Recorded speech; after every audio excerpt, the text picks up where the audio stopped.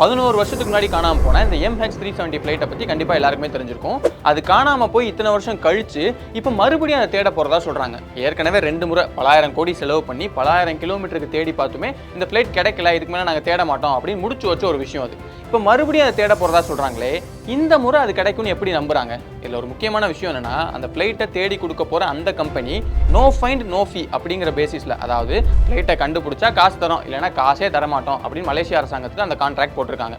ஒருவேளை அந்த கம்பெனி அந்த ஃப்ளைட்டை கண்டுபிடிச்சி தரலை அப்படின்னா அவங்களுக்கு இந்திய ரூபாய் மதிப்பில் 600 கோடி ரூபாய் வீணாக போயிடும். ஆனால் அந்த கம்பெனி என்ன சொல்கிறாங்கன்னா, அப்படிலாம் ஆகவே ஆகாது, கண்டிப்பாக இந்த தடவை கண்டுபிடிச்சிருவோம். ஏன்னா போன தடவை பண்ணதை விட இந்த முறை நிறைய புது டெக்னாலஜிஸ்லாம் பயன்படுத்தி வேறு சில இடங்களில் தேட போகிறோம், அதுவும் முன்ன பண்ணதை விட ரொம்ப கம்மியான பகுதிகளில் தான் தேட போகிறோம் அப்படின்னு சொல்கிறாங்க. வேறு பகுதியில் தேட போகிறாங்கன்னா அப்போ முன்ன தேடினது எல்லாமே தப்பா? என்ன மாதிரியான டெக்னாலஜிஸ்லாம் பயன்படுத்தி இவங்க இந்த ஃப்ளைட்டை தேட போகிறாங்க? உலகத்தோட மிகப்பெரிய மிக அதிகமான செலவு வச்ச ஒரு ஃப்ளைட் தேடலை பற்றி தான் இன்றைக்கி நம்ம ஸ்ட்ரீட் லைட் வீடியோவில் பார்க்க போகிறோம்.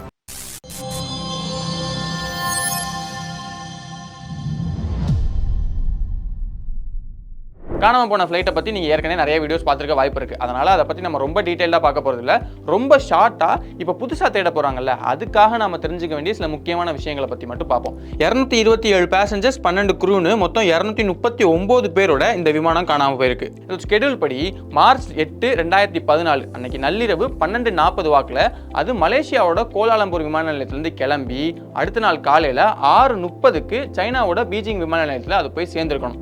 ஆனால் ஸ்கெடியூல் படி அது அங்கே போய் இறங்கலை. அந்த ஃப்ளைட்லேருந்து கடைசியாக ரெக்கார்டான மெசேஜ் அப்படின்னு பார்க்கும்போது ஃப்ளைட் கிளம்பி ஒரு 25 நிமிஷம் கழிச்சு 1:19க்கு கீழே கிரவுண்ட் சென்டரோட ஒரு கான்வர்சேஷன் நடந்திருக்கு. Malaysian 370 contact Ho Chi Minh 120.9. Vietnam நாட்டோட வான்வெளி எல்லைக்குள்ள நீங்க போக போறீங்க, அதனால அவங்கள கான்டாக்ட் பண்ணிக்கிங்க அப்படின்னு சொல்லிட்டு ஒரு குட் நைட்டும் சொல்லி கீழே கிரவுண்ட் சென்டர்ல இருந்து ஒரு மெசேஜ் அனுப்புறாங்க. அதுக்கு அந்த MH370 இருந்து அந்த விமானியும் குட் நைட் அப்படின்னு சொல்லி அந்த கான்வர்சேஷனை முடிக்கிறாங்க. அப்படி முடிச்சு ஒரு 2 நிமிஷம் கழிச்சு அந்த விமானம் மலேசியன் சிவிலியன் ரேடார்ல இருந்து மறைஞ்சு போகுது. ஆனா என்னதான் சிவிலியன் ரேடார்ல இருந்து அது மறைஞ்சு போனாலும் அதுக்கப்புறமா மிலிட்டரி ரேடார்ல இருந்து அதை ட்ராக் பண்றாங்க. அப்படி ட்ராக் பண்ணதுல போற வழியிலேயே கொஞ்ச நேரத்திலேயே அது ஷார்ப்பான ஒரு யூட்டர்ன் எடுத்து திரும்ப மலேசியா வழியாவே வந்து 200 கிலோமீட்டர் பயணிச்சு மலாக்கா ஸ்ட்ரைட் அப்படிங்கிற பகுதியில் போயிட்டு இருக்கு. அப்படி போயிட்டு இருக்கும் போதே மிலிட்டரி ரேடார்ல இருந்தும் அது காணாம போயிடுது. உடனே அந்த விமானத்தை தேடுற வேலையை தீவிரமா ஆரம்பிக்கிறாங்க. முதல்ல சிவிலியன் ரேடார்ல இருந்து காணாம போன அந்த பகுதி, மிலிட்டரி ரேடார்ல இருந்து காணாம போன இந்த பகுதின்னு பெரிய அளவில் அதை தேடிட்டு இருக்காங்க. அப்படி தேடும் போது தான் ஹார்ட் பீட் சிக்னல்ஸ் அப்படிங்கிற முக்கியமான விஷயம் கிடைக்குது. இது என்னன்னா, விமானத்துல சேட்டலைட் டேட்டா யூனிட் அப்படின்னு ஒன்று இருக்கும். இது விமானத்தோட கண்டிஷன் எப்படி இருக்கு, உள்ள கம்யூனிகேஷன்ல என்ன மாதிரி இருக்கு, இந்த மாதிரியான விஷயத்தை டேட்டாவை மாற்றி ஏகார்ஸ், அதாவது aircraft communication addressing and reporting system, இதுக்கு அனுப்பும். அந்த ஏகார்ஸ் அந்த டேட்டாவை இன்மார்சாட் அப்படிங்கிற சேட்டலைட்டுக்கு அனுப்பும். அங்க இருந்தா அது கிரவுண்ட் ஸ்டேஷனுக்கு போய் சேரும். ஆனா சோகம் என்னன்னா, இந்த MH370 சிவிலியன் ரேடார்ல இருந்து மறைஞ்சு போச்சு இல்லையா, அதுக்கான சுவிட்ச் ஆஃப் பண்ணி வச்சிருக்காங்க.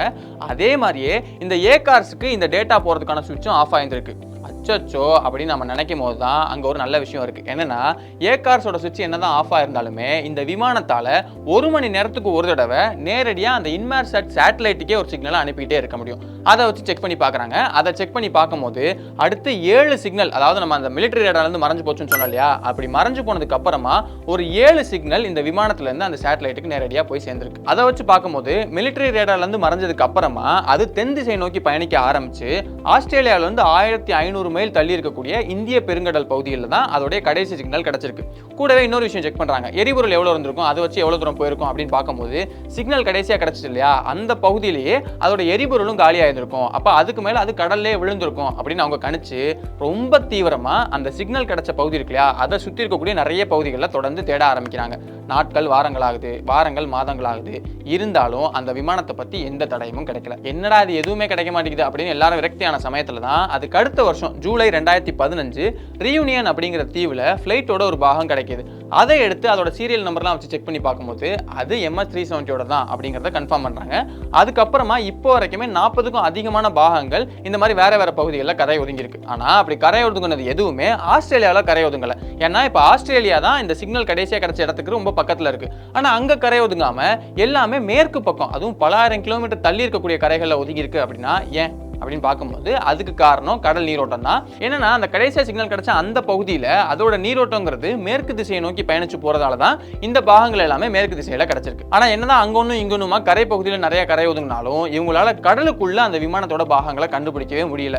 நிறைய தேடி பார்க்குறாங்க, 3 வருஷம் தேடுறாங்க. கிட்டத்தட்ட 1,20,000 சதுர கிலோமீட்டர் அளவுக்கு ஹைட்ரோஃபோன், சோனார்னு நிறைய நவீன தொழில்நுட்பங்களை பயன்படுத்தி தேடி பார்க்குறாங்க. ஆனால் அவங்களுக்கு எந்த விதமான தடயமும் கிடைக்கல. இதுக்கு மேலே தேட முடியாதுங்க அப்படின்னு சொல்லிட்டு மலேசிய நாட்டு அரசாங்கம் 2017 அந்த தேடுதலை முடிச்சு வைக்கிறாங்க. இதுக்காக அவங்களுக்கு $150 மில்லியன் இன்னைக்கு மதிப்பில் 12,000 கோடி ரூபாய் வரைக்கும் செலவாயிருக்கு. அதுக்கப்புறமா தான் அடுத்த வருஷம் 2018 ஓஷன் இன்ஃபினிட்டி அப்படிங்கிற கம்பெனி உள்ள வந்து நாங்கள் தேடித்தரோம் அப்படின்னு சொல்றாங்க. இப்போ இந்த ஓஷன் இன்ஃபினிட்டியோட முக்கியமான வேலையே கடல் தரையை மேப் பண்ணி கொடுக்குறது தான். யாருக்காக அப்படின்னா இந்த கடலில் காற்றாலைகள் கட்டுவாங்க, கடல்லேருந்து எண்ணெய் எடுப்பாங்க, கடலில் நிறைய ஆராய்ச்சிகள் பண்ணுவாங்க. இந்த மாதிரியான கம்பெனிஸ்க்கெல்லாம் கடல் தரையை மேப் பண்ணி கொடுக்குறது தான் இவங்க வேலை. இந்த MS-370 கண்டுபிடிக்கிறதுக்காக இவங்க அட்டானமஸ் அண்டர் வாட்டர் வெஹிக்கிள்ஸ்ங்கிற நீர்மூழ்கியை பயன்படுத்துறாங்க.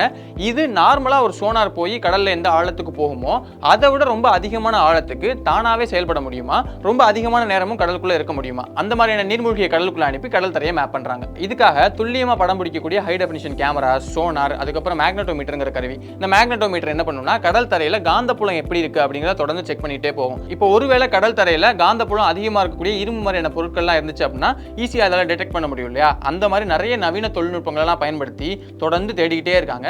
ஆனா அவங்களுக்குமே எதுவுமே கிடைக்கல. அதனால அவங்களும் ஒரு கட்டத்துக்கு மேல அந்த தேடலை முடிச்சிட்டாங்க. இதோட மொத்தம் 7 வருஷம் ஆச்சு. இப்போ மறுபடியும் தேட போறாங்கன்னு சொன்னேன் இல்லையா? அதுவும் இதே ஓஷன் இன்ஃபினிட்டி கம்பெனி தான் தேடி கொடுக்க போறாங்க. அவங்க 2018 அதை தேடி கொடுக்கும் போதுமே நோ ஃபைன் நோ ஃபீ, அதாவது கண்டுபிடிச்சா காசு, கண்டுபிடிக்கலாம் காசு இல்லை, அந்த பேசிஸ்ல தான் அதை தேடி கொடுத்துருக்காங்க. இப்போ மறுபடியும் அதே பேசில் தான் தேடி கொடுக்க வர்றாங்க.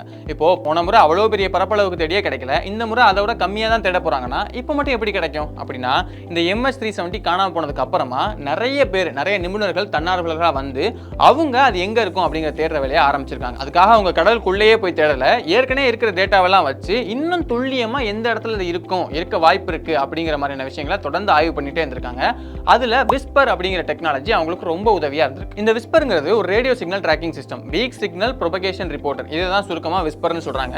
உலகம் முழுக்க உருவாகக்கூடிய ரேடியோ சிக்னல்ஸ்ல ரொம்ப கம்மியான அலைவரிசையில் இருக்கக்கூடிய ரேடியோ சிக்னல்ஸ் எல்லாமே ட்ராக் பண்ணி இது ஒரு டேட்டா பேஸ்ல எடுத்து வச்சுக்கும். இப்போ இந்த சிக்னல்ஸ் வழியா அந்த MS-370 பாஸ் ஆகி போயிருந்துச்சுன்னா அப்போ அந்த ரேடியோ சிக்னல்ஸ்ல ஏற்ற இறக்கங்கள் நிறைய இருக்கும். அதெல்லாம் நம்ம ட்ராக் பண்ணி அதெல்லாம் செக் பண்ணி பார்த்தோம் அப்படின்னா எங்க இது இருக்கும் அப்படிங்கறத நம்ம இன்னும் துல்லியமா கணிக்க முடியும் அப்படின்னு சொல்லிட்டு அதுக்கான ஆராய்ச்சிகள்ல நிறைய பேர் ஈடுபடுறாங்க. இந்த விஸ்பர் மட்டும் இல்லாம இன்னும் நிறைய பிரைவேட் ரிசர்ச் மூலமா கிடைச்ச டேட்டாவெல்லாம் எடுத்து வச்சு ஏற்கனவே தேடின அவ்வளோ பெரிய பகுதி இல்லாம, ஏன்னா ஏற்கனவே வந்து 1,00,000 சதுர கிலோமீட்டர் அளவுக்கு தேடி இருக்காங்க, அந்த அளவுக்கு பெரிய பகுதியா இல்லாம இந்த முறை அதோட கம்மியா ஒரு 15,000 சதுர கிலோமீட்டர் தேடினாலே போதும் அப்படின்னு முடிவு பண்ணிருக்காங்க. இப்போ இந்த 15,000 சதுர கிலோமீட்டருங்கிறது ஒரு சில பகுதிகள் புது பகுதிகளாகவும் நிறைய பகுதிகள் ஏற்கனவே தேடின பகுதிகளாகவும் தான் இருக்கு. அது ஏன் ஏற்கனவே தேடின பகுதிகளில் மறுபடியும் தேடுறாங்க அப்படின்னா இப்போ கடல் தரையை பொறுத்த வரைக்கும் அது சரிசமமா இருக்காது, மலை முகடுகள் மாதிரி நிறைய அங்கேயுமா இருக்கும். இப்போ ஒருவேளை அந்த ஃபிளைட்ல அந்த மலை முகடுகள் கீழே போயிருந்திருக்கலாம், இல்லைன்னா நம்ம 8 வருஷத்துக்கு முன்னாடி தேடும் போது ஒரு சில பகுதிகளில் சரியா நம்ம தேடாம இருந்திருக்கலாம், இல்லைன்னா விசிபிலிட்டி கம்மியா இருந்ததுனால சரியா மேப் பண்ணாம வந்திருக்கலாம். இந்த மாதிரிலாம் இருக்கு. இப்போ நம்ம புது ரிசர்ச்லயுமே அதே பகுதியாக நிறைய கிடைக்குது அப்படிங்கிறதுனால மறுபடியும் அதே பகுதியில ஒரு தடவை தேடி பார்த்துடலாம் அப்படின்னு சொல்லி முடிவு பண்ணி தான் அந்த பகுதிகளில் தேட போறாங்க. மலேசிய அரசாங்கத்து கூட நடந்த பல கட்ட பேச்சுவார்த்தைக்கு அப்புறமா இந்த ஓஷன் இன்ஃபினிட்டி கம்பெனி அர்மாடா 7806 அப்படிங்கிற ஓஷன் வெசலை வச்சு தான் இதை தொடர்ந்து தேட போறாங்க. இந்த வருஷம் பிப்ரவரி மாசம் தான் அதுக்கான தேடலை அவங்க ஆரம்பிச்சிருக்காங்க. ஒரு மாசத்துக்கு அந்த தேடல் நல்லா போயிட்டே தான் இருந்திருக்கு. ஆனா சமீபத்தில் தான் ஒரு சோகமான விஷயம் நடந்திருக்கு. என்னன்னா நாங்க இன்னைக்கு ஷூட் பண்றோமா, நேற்று அதை படிச்சு முடிச்சு அதெல்லாம் எழுதி முடிச்சிட்டேன். முடிச்சதுக்கு அப்புறமா மறுபடியும் ஒரு செக் பண்ணலாமே அப்படின்னு சொல்லிட்டு நான் மறுபடியும் செக் பண்ணும்போது என்ன ஆயிடுச்சு அப்படின்னா கால சூழல் சரியா இல்லை, அதாவது வெதர் ரிப்போர்ட்லாம் கரெக்டா இல்லாத காரணத்தினால தற்காலிகமா அந்த தேடலை நிறுத்தி வைக்கிறோம் அப்படின்னு சொல்லிட்டு மலேசிய நாட்டுடைய அந்த சுற்றுலாத்துறை அமைச்சர் சொல்லிட்டார். தற்காலிகமா தான் நிறுத்தி வைக்கிறமே தவிர மொத்தமா அதை ஸ்டாப் பண்ண போறது இல்லை. ஏன்னா அந்த கடலுக்குள்ள தேட போறதுனால அங்க கடல் சீற்றெல்லாம் அதிகமா இருந்துச்சுன்னா சரியா தேட முடியாது அப்படிங்கிறதுனால தான் இந்த வருஷத்தோட கடைசியில கடல் சூழல்லாம் கரெக்டா இருக்கும் நாங்க கணிக்கிறதுனால அந்த நேரத்தில் தேட போறோம் அப்படின்னு அவங்க சார்பில் சொல்லியிருக்காங்க. இப்போ மறுபடியும் ஏற்கனவே நம்ம 7 வருஷம் காத்திருந்த மாதிரியே இன்னும் கொஞ்சம் நாட்கள் இல்லை, கொஞ்சம் மாதங்கள் இதை மறுபடியும் தேட ஆரம்பிக்கிறதுக்காக நம்ம வெயிட் பண்ணணும். இப்போ ஒரு சிலருக்கு ஒரு கேள்வி வரலாம், ஏற்கனவே 11 வருஷம் ஆயிடுச்சு, 12,000 கோடி வரைக்கும் இவங்க செலவு பண்ணிருக்காங்க அரசாங்கம், இது போக தனியார் கம்பெனி தொடர்ந்து காசே வாங்காம செலவு பண்ணிட்டே இருக்காங்க, இப்போ மறுபடியும் இதுக்காக செலவு பண்ணுமா அப்படின்னு கேட்டோம்னா அதுக்கு 2 முக்கியமான பதில்கள் இருக்கு. என்னன்னா முதல் விஷயம் சிக்னல்ஸ் ஆஃப் ஆயிருக்கு, ரேடாரோட சிக்னலும் ஆஃப் ஆயிருக்கு, அந்த ஏகார்ஸ்க்கு போக வேண்டிய சிக்னலும் ஆஃப் ஆயிருக்கு.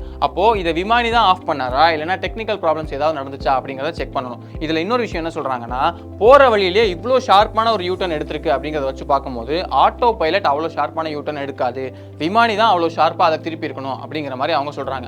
அப்போது அதை விமானி தான் பண்ணியிருந்தாரு அப்படின்னா அதை அவர் தான் பண்ணாரு அப்படிங்கிறதுக்கான நமக்கு சாலிடான ப்ரூஃப் வேணும். அப்படி கிடச்சிச்சுனா தான் வருங்காலத்தில் இதே மாதிரி இன்னொரு சம்பவம் நடக்காமல் இருக்கிறதுக்கு என்னெல்லாம் பண்ணணும் அப்படிங்கிற மாதிரி அவங்க யோசிக்க ஆரம்பிப்பாங்க. அடுத்ததான் ரொம்ப ரொம்ப முக்கியமான விஷயம், காணாமல் போன அந்த 239 பேரோட குடும்பத்துக்கும் அவங்களுக்கு என்ன ஆச்சு அப்படிங்கிறது கண்டிப்பாக தெரிஞ்சே ஆகணும். இப்போ அந்த குடும்பத்தை சேர்ந்த யாருமே அவங்க உயிரோட இருப்பாங்க அப்படிங்கிறத நம்ப போகிறது இல்லை தான். ஆனாலுமே அவங்க குடும்பத்தை சேர்ந்த ஒருத்தவங்க காணாமல் போயிருக்காங்க. அப்போ அவங்களுக்கு அது தெரிஞ்சாகணுமா இல்லையா? அதுக்காகவாவது அந்த தேடுதல் கண்டிப்பாக நடந்தே ஆகணும். ஏன்னா ஒவ்வொரு வருஷமே மார்ச் மாதம் அந்த காணாமல் போன குடும்பத்தை சேர்ந்தவங்கலாம் ஒரு நிகழ்ச்சி நடத்தி தொடர்ந்து அரசாங்கத்துக்கு அதை முறையிட்டுக்கிட்டே இருக்காங்க, எப்படியாவது கண்டுபிடிச்சுங்க அப்படின்னு சொல்லிட்டு. அப்போ அவங்களுக்காகவாவது அந்த தேடுதல் வேட்டையை தொடர்ந்து நடத்தி அந்த பிளாக் பாக்ஸையாவது கண்டுபிடிச்சு, அந்த பிளாக் பாக்ஸை கண்டுபிடிச்சாலும் அது நல்ல நிலையில் இருக்கணும். அப்படி நல்ல நிலையில் இருந்தால் தான் அவங்களுக்கு என்ன ஆகுங்கிறது தெரியும். அதனால கண்டிப்பாக அந்த தேடுதல் வேட்டையை நடத்தி அட்லீஸ்ட் அந்த பிளாக் பாக்ஸையாவது கண்டுபிடிக்கணும். ஏன்னா பிளாக் பாக்ஸை கண்டுபிடிச்சு அது நல்ல நிலையில் இருந்துச்சுன்னா தான் அந்த விமானத்தில் கடைசி கட்டத்தில் என்னெல்லாம் நடந்துச்சு அப்படிங்கிறதுக்கான டேட்டா அவங்களுக்கு கிடைக்கும். அப்போ தான் குடும்பத்தை சேர்ந்தவங்களுக்குமே என்ன நடந்துச்சு அப்படிங்கிறது தெரிய வரும். பார்ப்போம், இந்த வருஷம் கடைசியில் மறுபடியும் தேட போகிறோம்னு சொல்லியிருக்காங்க இல்லையா? அப்படி தேடும் போதாவது